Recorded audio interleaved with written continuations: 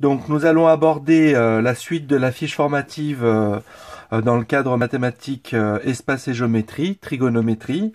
Donc la dernière fois, on a rédigé, alors il y avait une petite erreur au départ, hein, c'était pas la mesure de l'angle BAC qui fait 90 degrés, mais la mesure de l'angle ACB qui fait 32 degrés. Donc on avait repris la manière de calculer à l'aide du sinus et du cosinus. Et donc là, nous sommes sur la troisième partie. Donc nous allons voir la troisième partie pour le calcul à partir de la fonction tangente. Alors, on va commencer par le premier triangle. Donc, comme on l'a fait la dernière fois, ici, l'objectif, c'est de calculer AC. Donc, objectif, calculer AC. Alors, donc, calculer AC. On connaît l'angle qui lui est adjacent. Donc, AC, c'est un côté adjacent à l'angle BCA. Et on connaît ici le côté opposé qui fait 4,8 cm. Donc, on a le côté opposé à l'angle. On veut le côté adjacent. Donc, on se rappelle la petite formule magique. So, K, To, A. Opposé adjacent, il faut que j'utilise la tangente. Donc, mes hypothèses, c'est AB égale 4,8 cm. La mesure de l'angle BCA est égale à 54 degrés. Et je vais utiliser la tangente. Donc j'écris d'abord dans le registre algébrique, donc tangente de l'angle BCA. Donc il y a vraiment un abus d'écriture, je le rappelle. Ça n'a pas beaucoup de sens de dire tangente de l'angle BCA. En fait, c'est la tangente de la mesure de l'angle BCA. Mais pour pas alourdir l'écriture, j'écris directement l'angle. Donc tangente de la mesure de l'angle BCA, c'est égal donc au côté opposé sur le côté adjacent. Le côté opposé, c'est le côté AB. Et je divise par le côté AC. Donc je substitue les valeurs. Tangente de la mesure de l'angle, je la connais. Cette mesure, c'est 54 degrés. AB, je la connais. La longueur, elle mesure 4,8 cm. Et je divise par ce que je cherche, ici AC. Alors, à la différence du sinus et du cosinus, où je pouvais donner comme type de raisonnement la notion de réduction d'agrandissement, pour la tangente, on ne peut pas. Donc, il faut là vraiment s'aider du registre algébrique pour se souvenir comment calculer. Donc, petite astuce, on imagine qu'on peut écrire sur 1, ça ne change pas la valeur du nombre. Et donc, on obtient ce qu'on appelle un produit en croix. Donc, j'ai le droit de dire que tangente de 54 degrés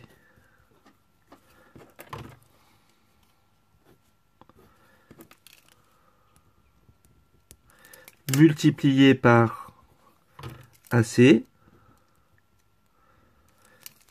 c'est égal à 4,8 cm fois 1. Voilà, donc je n'écris pas le fois 1, parce que ça revient au même. Et donc AC est égal à 4,8 cm divisé par tangente. Alors, je ne sais pas pourquoi je l'ai mis en rouge ici, hein, c'est des valeurs que je connais, donc je ne vais pas les mettre en rouge.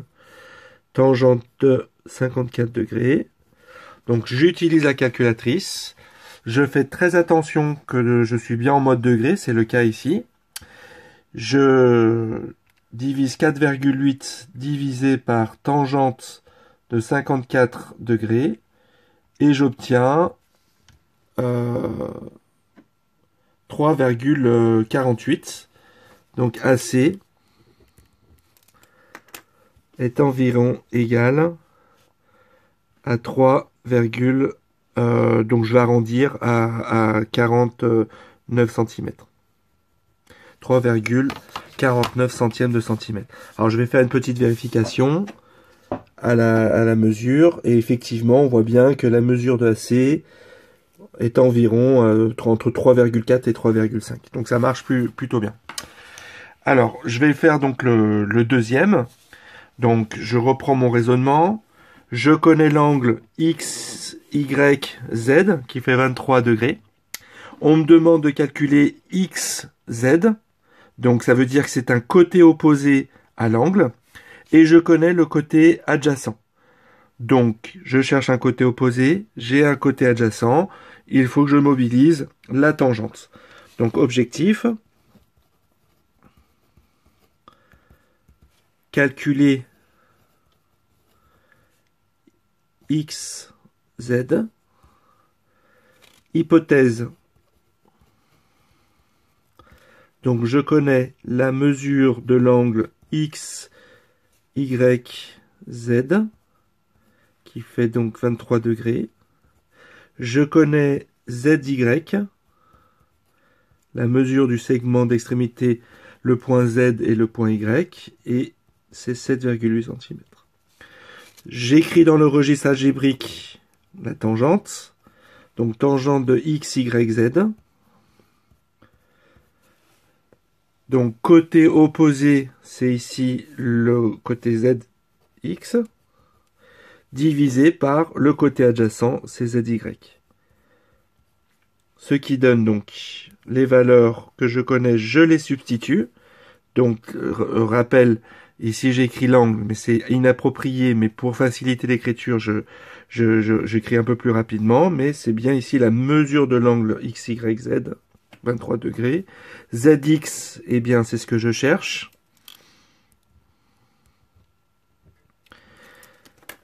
Et je divise par 7,8 cm.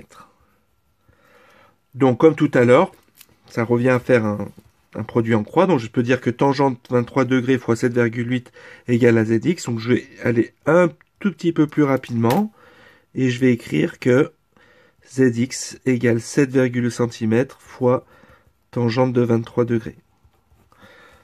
Donc j'écris sur la calculatrice 7,8 fois tangente de 23 degrés. Et j'obtiens donc ZX. Donc là aussi je vais prendre un arrondi au dixième près, donc 3,3 cm. Donc en prenant 3,3 cm, voilà, si on mesure, voilà, je suis un peu plus élevé, je suis plus vers 3,4 et 3,5. Et alors ça, c'est dû au fait que mes constructions sont pas forcément très précises, hein. Il y a l'épaisseur, j'ai peut-être mal gradué avec mon rapporteur. Là, vraiment, ce que ça assure le calcul, c'est que c'est plus proche de 3,3 que de 3,4. Donc ça donne encore plus de valeur au travail de calcul. Alors enfin, donc le dernier travail à faire, le dernier triangle, donc le triangle ABC, et on veut calculer ici deux angles. Donc on va commencer par l'angle BCA ici. Donc on cherche cet angle-là, et j'expliquerai comment on va trouver cet angle-là. Donc on recommence le raisonnement. Je cherche l'angle BCA, je connais le côté adjacent, je connais le côté opposé, donc je vais utiliser la tangente. Alors plus précisément, la fonction réciproque qui s'appelle arctangente. Donc objectif, donc calculer la mesure de l'angle BCA, hypothèse, c'est donc la longueur, pas BC, mais AC, qui fait donc 4,5 cm, et la longueur AB, qui fait donc 6,8 cm. J'écris la relation, donc tangente de l'angle, et ici je ne la connais pas, B de la mesure de l'angle BCA, est égal, côté opposé, donc AB, sur AC. Tangente de l'angle que je cherche, c'est égal à 6,8 cm sur 4,5 cm. Et donc, je vais utiliser l'arc tangente. Donc là, je vais bien écrire mesure parce que ça me gêne d'écrire l'angle égal à un nombre. Voilà, égal arc tangente. Donc, arc tangente, ça s'écrit comme ça. 6,8. Je peux en quelque sorte simplifier les unités sur 4,5. Alors, certaines calculatrices, je vais l'écrire ici, certaines calculatrices écrivent arc tangente, tangente moins 1. Tangente puissance moins 1. Voilà. Alors, c'est pas des puissances de nombre, c'est des puissances de fonction, en quelque sorte. Voilà, c'est pas au programme de collège, donc je vais pas insister, mais c'est une écriture qui veut dire exactement la même chose que arc tangente. Donc, dans certaines calculatrices, on le voit. Donc, je vais faire donc seconde. Voilà, donc arc tangente. 6,8 divisé par 4,5. Et j'obtiens donc un angle d'environ. Donc, un angle d'environ 56,50 degrés. Donc 56,5, je vais vérifier avec mon rapporteur. Donc je mets le 0 ici sur le centre du rapporteur. Donc de 0, j'obtiens environ, vous voyez, 50, 56, hein, on est presque un peu plus que la moitié. Donc ça correspond bien à mon calcul. Alors pour calculer le dernier angle, ça c'est quelque chose qu'on voit à la première année du cycle 4, en 5e. Alors, on va utiliser ce qu'on appelle la proposition 32 du livre 1 des éléments d'Euclide qui dit que dans tout triangle envisagé, la somme des angles, la somme des mesures des angles d'un triangle est égale à 180 degrés. Donc, je vais l'écrire ici. D'après la proposition numéro 32 du livre 1 des éléments d'Euclide.